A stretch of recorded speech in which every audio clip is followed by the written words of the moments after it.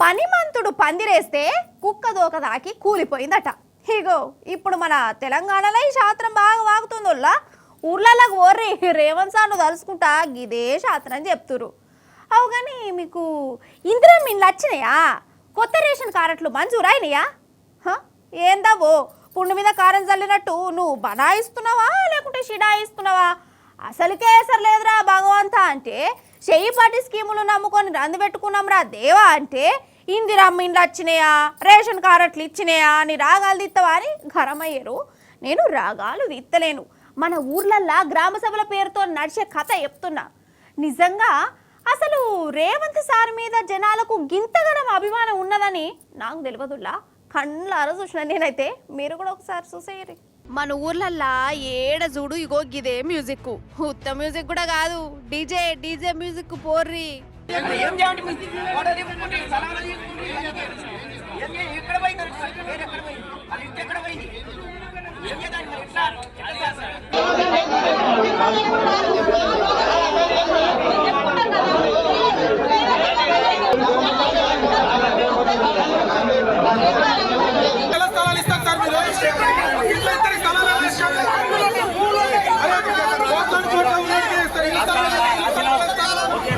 మన రేవంత్ సార్ను తిట్టినోళ్ళు లేరు, చేపాటికి శాపాలు పెట్టినోళ్ళు లేరు. నేను చెవులు మూసుకున్నా. మన సర్కారు చేసిన కథకు జనం కోపంగా అట్లున్నది. ఊర్లల్లా ప్రజాపాలన అనుకుంటా గ్రామ సభలు పెట్టిరు కదా, ఎవరెవరికి రేషన్ కార్డులు ఇవ్వాలి, ఇందిరమ్మ ఇండ్ల కథ ఏంది, ఎవరికి మంజూరైనాయి ఏంది కథ, వీటి కోసం ఆఫీసర్లు గ్రామ సభ పెట్టిరు జనాలను ఊసబెట్టి. కానీ ఈయన్నే సర్కారుకు అసలు సినిమా కనబడ్డది. అలా పనితనం బయటపడ్డది. అవసరం ఉన్నోళ్ళకేమో రేషన్ కార్డులు ఇయ్యరట, బాగా పైసలున్నోళ్ళు కార్లు బంగ్లాలు ఉన్నోళ్ళకేమో రేషన్ కార్డులు ఇందిరమ్మ ఇండ్లు మంజూరు చేసిరట. ఇంత కోపం వస్తుంది చెప్పుర్రి. ఆఖరికి వికలాంగుల పేర్లు కూడా మాయమైనట్టునుల్లా.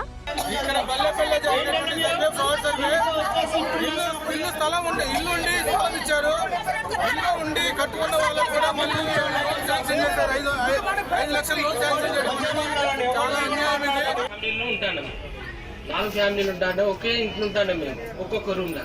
అయితే అటువంటి దాంట్లో మాకే రేషన్ కార్డు రాలేదు, మాకు భూమి కూడా లేదు, మాకెందుకు రాలేదు? నేను రేషన్ కార్డు అప్లై చేసుకున్నా అండి, ఇందిరా మిల్లు కోసం కూడా అప్లై చేసుకున్నా.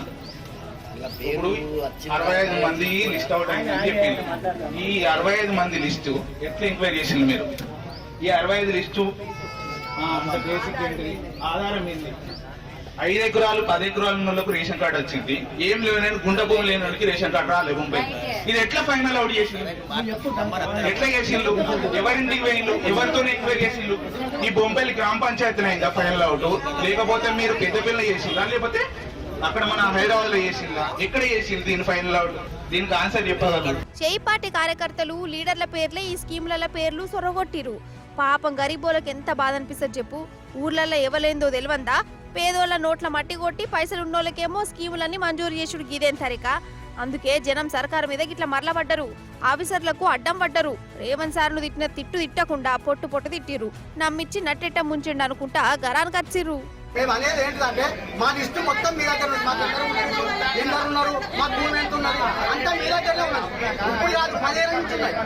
మేము మళ్ళీ మీరు మళ్ళీ అప్లికేషన్ అంటే మేము పోవడానికి అప్లికేషన్ కు మళ్ళీ వీళ్ళు కట్టే ఇల్లు వీళ్ళు కట్టే రేపు రాపో ఎల్లుండి రాపో వీళ్ళు మమ్మల్ని దింపుడు ఎందుకు సార్ ఇదంతా?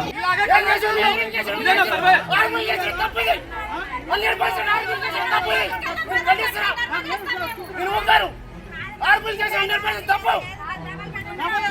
ఒక కుటుంబంలో ఉంటారు, ఒక కుటుంబంలో 5 ఉంటారు, ఏర్పడిపోతారు. అమ్మ నాన్నలు ఇస్తారు, అమ్మ నాన్నల కడ ఉంటుంది. మిగతా వాళ్ళకి భూములు ఉన్నాయా? కూలి చేసి పడిపోతే సందర్భం పని పోయిన వాళ్ళు ఉన్నారు. ఇక ఈ గ్రామ సభల కాడికి చేయిపాటి ఎమ్మెల్యేలు వస్తే జనం వాళ్ళను చుట్టుముట్టిరోళ్ళ. 6 గ్యారంటీల 7 దాకొచ్చే, తులం బంగారం ఎటువాయే, ఇందిరమ్మ ఇండ్లు ఎవరికి ఇస్తురు, రుణాలు మాఫ్ ఎటువాయే, రైతు భరోసా పైసలు ఎప్పుడు ఇస్తారు అనుకుంటా ఎమ్మెల్యేలను మోసమరనీయలే. ఈ పథకం పేదవాళ్ళ కోసం కాబట్టి పేదవాళ్ళకి చెందాలి. మాకు అవసరం లేదు, విలేజ్ ఫ్రెండ్స్ నాకు అవసరం లేదు, బాబాయ్కి అవసరం లేదు. వాళ్ళ కోసం మాట్లాడుతున్నాం, వాళ్ళకి అవసరం కాబట్టి వాళ్ళ గురించి మాట్లాడుతున్నాం. ఇక్కడ ఉన్న పేర్లే చదువుతాము, వేరే పేర్లు డిస్కషన్ చేయము. వేరే పేర్లు ఎందుకు డిస్కషన్ చేశారా సార్? ఇప్పుడు నేను ఏవో సార్ వచ్చింది సార్, వాళ్ళు ఎంక్వైరీ చేసుకుంటాను, భూములు ఎంక్వైరీ చేసుకుంటాను సార్. ఇప్పుడు ఏమన్నారంటే తండ్రి నుంచి కొడుకు అట్లా చేసుకున్న వాళ్ళు చాలా మంది ఉన్నారు స్లాట్లు.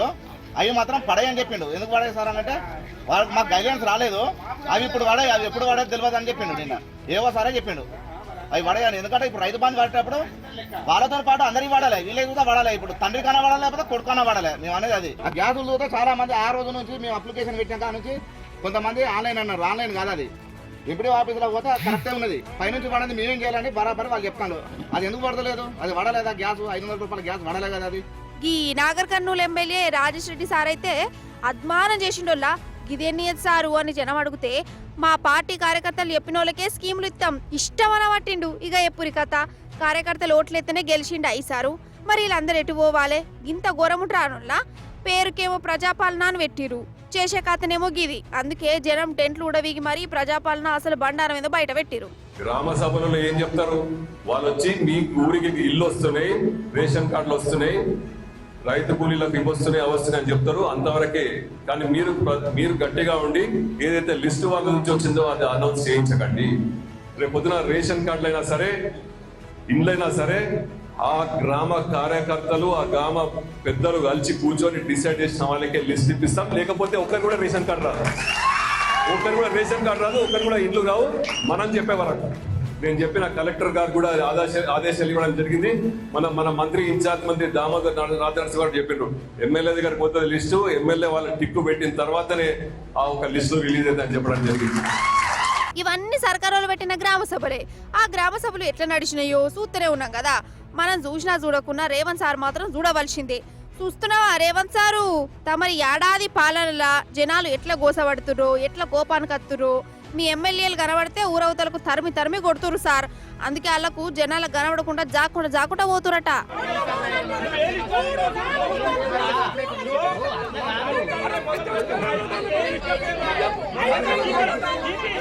ఈ